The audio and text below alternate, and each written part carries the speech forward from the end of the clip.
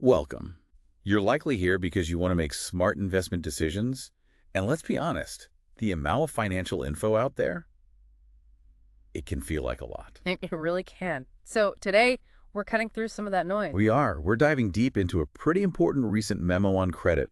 It's from Howard Marks at Oak Tree Capital Management. Yeah, really insightful piece. Our goal today is basically to pull out the key arguments from this memo for you. Make them clear, make them actionable. We'll be looking hard at credit, specifically things like high-yield bonds and private credit. And thinking about what Mark's perspective might mean for your own investment decisions right now. Exactly. Maybe you've been wondering, how to position things with the economy shifting. Oh. Or perhaps bonds are looking more interesting now rates are up. This deep dive should hopefully bring some clarity. So let's start with how Howard Marks sees the credit markets today. What's the big picture? Well, one thing he notes, which is fascinating, is just how much more interest there's been in credit since rates started climbing back in 2022. Right. Higher rates make bonds more attractive generally. Exactly. And he points to some strong recent performance in high yield. The main index, ICE BOFA US High Yield, returned, 8.2% so far in 2024? And a really strong 13.5% in 2023. Wow. Yeah. That's a huge change from what he calls the low return world. That period from 2009 to 2021 when bond yields were just tiny. Feels like a lifetime ago. He mentions that in early 2022, high-yield bonds were only yielding around 4%. Hard to imagine now. Yeah, it really is. So what happened? Well, as the Fed hiked rates in 22 and fears of a recession started bubbling up, those high-yield bond prices fell. Yields went up. Compensate for the perceived risk. Precisely. Yield spreads widened, pushing the average high yield up to about 9.5%, maybe even a bit higher briefly. Marks himself said back then that those kinds of potential returns made a strong case for putting more money into credit. And, well, turned out he was right, didn't it? It seems so. Investors started seeing the value, maybe started thinking rate cuts were coming, recession fears eased a bit. So demand picked up. Right. Demand increased, the thinking shifted, prices went up, and the result was total returns that were actually better than those initial high yields promised. Something like 10.8% annualized over 2023 and 2024. But, and there's always a but in markets. Yeah.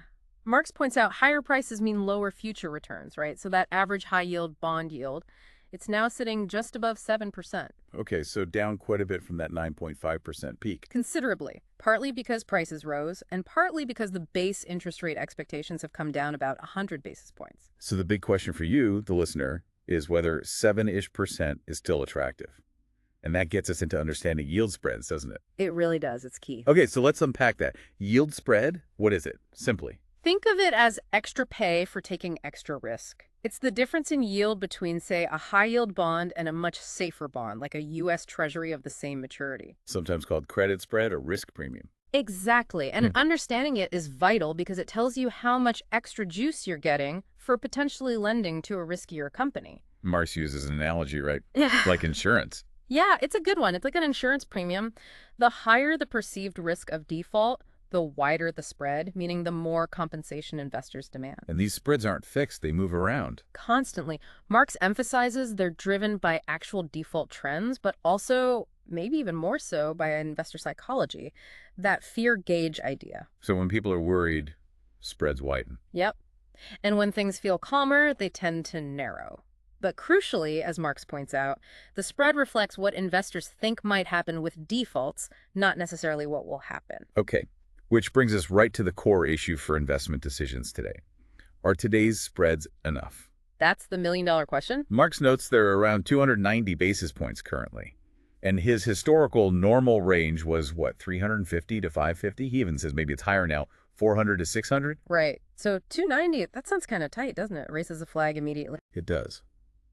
But Marks pushes back on that simple view. He does. He looks at the history. He cites some Barclays research showing that from 1986 all the way to 2024, high-yield bonds actually smashed treasuries. Even with those supposedly normal spreads back then. Yeah. The annualized return was like 7.83% for high yield versus 5.14% for treasuries. So the key insight here for you is historically, those spreads seem to have been more than enough over the long run. That's critical context. So the real question isn't just, is 290 low historically? Exactly. It's, as Marks puts it, is today's spread likely to be enough to cover future credit losses? That's what matters for your returns. And what does his firm's data suggest?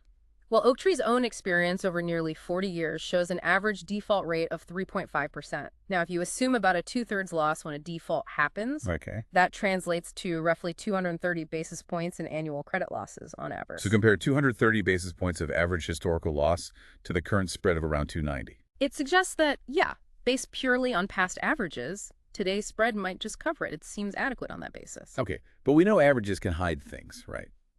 Marks adds some important nuances we need to factor into our thinking. He does, and this is where it gets interesting for strategy. First, that 3.5% average, it's skewed high by a few really bad periods. Like the early 90s and early 2000s crises. Precisely. Double-digit defaults then. In more than half the years, the rate was actually lower than 3.5%. If you strip out the extreme years, the average drops to 3.0%. And the median, the typical year, is even lower, 2.7%. Okay, so the average might overstate the usual risk. It likely does. Second point. Marks raises the idea that future defaults might actually be lower than history suggests. Why is that? Because of all the central bank and government interventions we saw during the global financial crisis and COVID, they seem to have softened the blow, maybe preventing some defaults that would have happened in earlier downturns. An interesting thought. Maybe future crises won't hit defaults quite as hard. Food for thought. Definitely. And there's a third big factor. The quality of the bonds themselves has changed. How so? The average credit rating in the high-yield market is significantly higher now. There's a much bigger chunk of BB-rated bonds, the highest tier of high yield compared to, say, 25 years ago. Fewer lower-rated B and CCC bonds, relatively speaking. So the average high-yield bond today is actually less risky than it used to be. That's the implication.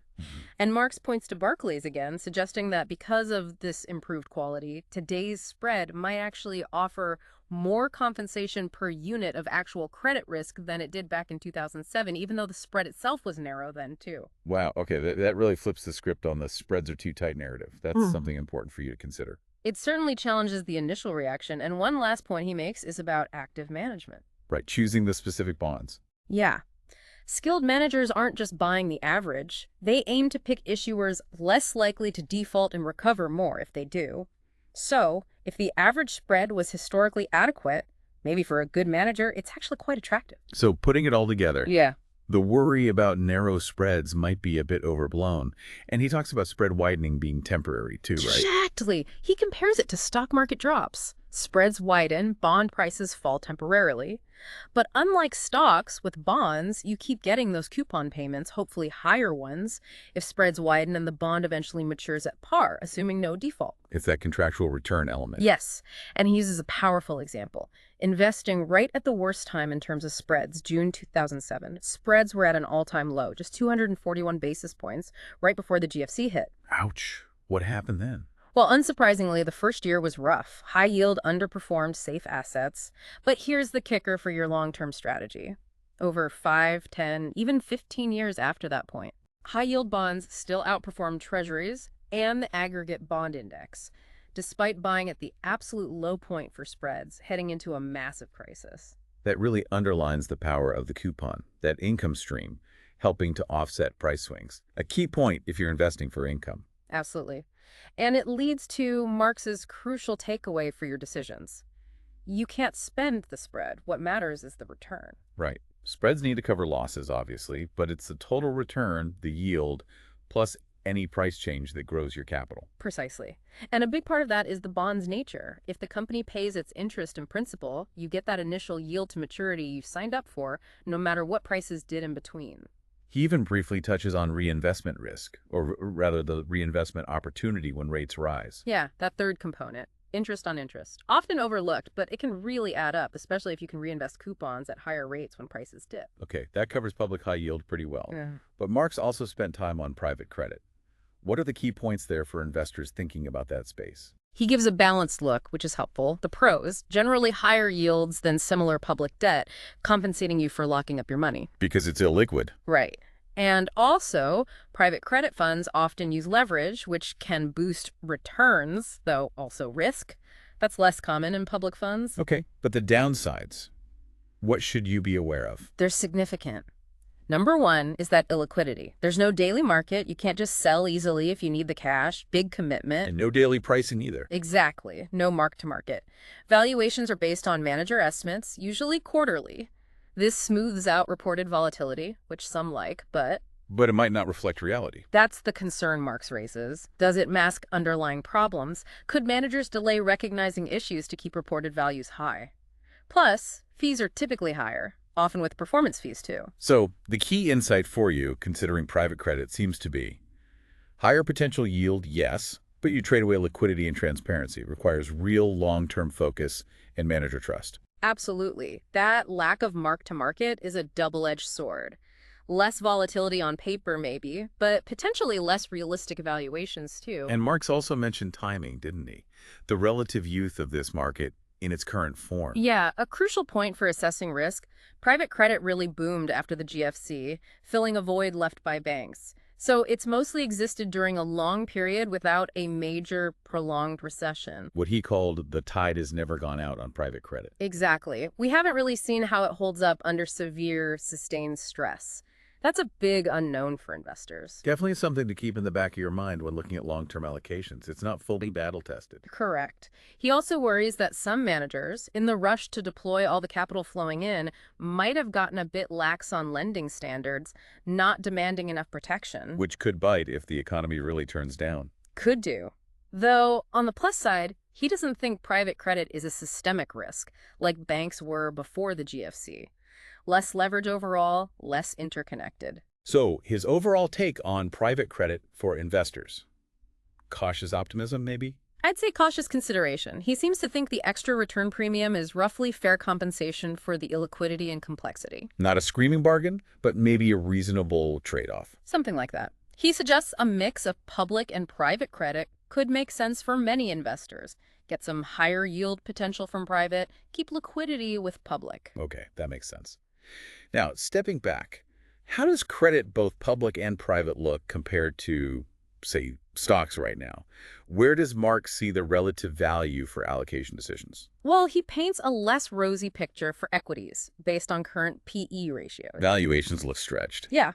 He cites historical data suggesting that from current levels, the S&P 500 might deliver pretty mediocre returns, maybe low single digits, possibly even negative on average over the next decade. And investment banks seem to agree. Many have similarly muted forecasts. That's definitely something to factor into your long-term strategy. He also flagged that Wall Street Journal point, didn't he? Stocks haven't looked this unattractive versus Treasury yields since when? The dot-com bust. Yeah, a striking comparison for investors. The S&P 500's earnings yield is actually below the 10-year Treasury yield right now. Which doesn't happen often. Very rarely. Now, it doesn't guarantee bonds beat stocks, but it makes a strong argument for considering fixed income more seriously. And if safe treasuries might look better than stocks. Then Marx argues high-yield bonds, offering even more yield than treasuries, look potentially even better as long as those credit losses stay manageable, which he thinks they might. So even with spreads being narrower than history, credit still looks relatively attractive compared to equities on a risk-adjusted basis right now. That's his core conclusion, yes. He thinks credit offers a better potential return for the risk you're taking compared to the S&P 500 currently. And that's not just high yield, but other credit too. He broadens it out: senior loans, mezzanine debt, asset-backed stuff, CLOs, private lending. The whole credit spectrum looks relatively appealing versus equities in his view. So while ideally you'd love to buy when yields are super high and spreads are wide. Of course. But he argues the current environment, especially relative to stocks, still warrants potentially increasing your allocation to credit. Don't let not perfect be the enemy of pretty good relative value. Okay, this has been incredibly useful. A really thorough look at Howard Marks' thinking on credit and what it means for your investment decisions. Let's try and boil down the key takeaways for everyone listening. Sounds good. So first takeaway, high-yield spreads are narrow historically, but maybe not too narrow when you factor in improved credit quality and historical loss data. They seem potentially adequate. Okay. Second. Remember, total return is king. You get paid via coupons, contractually. That matters more than just the spread level itself day to day. Got it. Good point. Private credit offers higher potential yields, yes, but comes with big trade-offs. Illiquidity, less transparency, needs careful thought, and a long-term view. And finally, relative value. Right now, compared to equities which look expensive, credit seems to offer a more compelling, risk-adjusted return opportunity across the board. Right. So even if it's not the absolute perfect entry point, Marks makes a strong case for considering more credit exposure now. We hope this deep dive has given you clarity from his expert perspective to help your own thinking. And maybe it leaves you with a final question to ponder for your own portfolio.